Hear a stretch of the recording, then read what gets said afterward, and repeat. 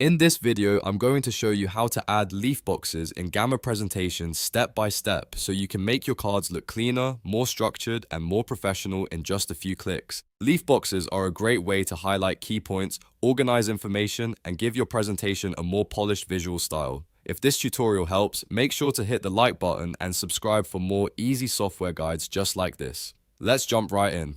First, log into your Gamma account and open the presentation you want to edit. Once you're inside your project, go to the card where you want to add the leaf box. Now click on the text area or simply click on a blank space within your card. This is important because Gamma needs you to be inside the card editor before it can show the layout options. After that, look over to the right-hand toolbar. This is where Gamma keeps a lot of its design and layout tools.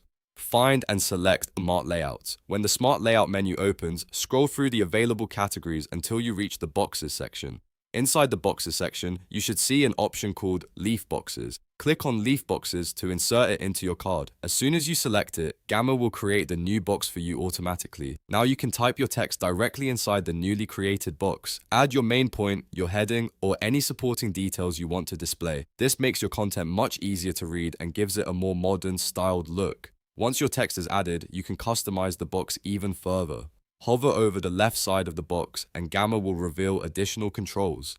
From there, you can change the color, adjust the shape, or even convert it into a toggle box or a quote box depending on the style you want. This is really useful if you want to keep your presentation consistent while still making certain sections stand out. You can repeat the same process for other cards in your Gamma presentation anytime you need another leaf box. Just click into the card, open Smart Layouts, go back to Boxes and choose Leaf Boxes again. It's a fast way to build visual structure without having to manually design everything from scratch. And that's how to add leaf boxes in Gamma Presentation.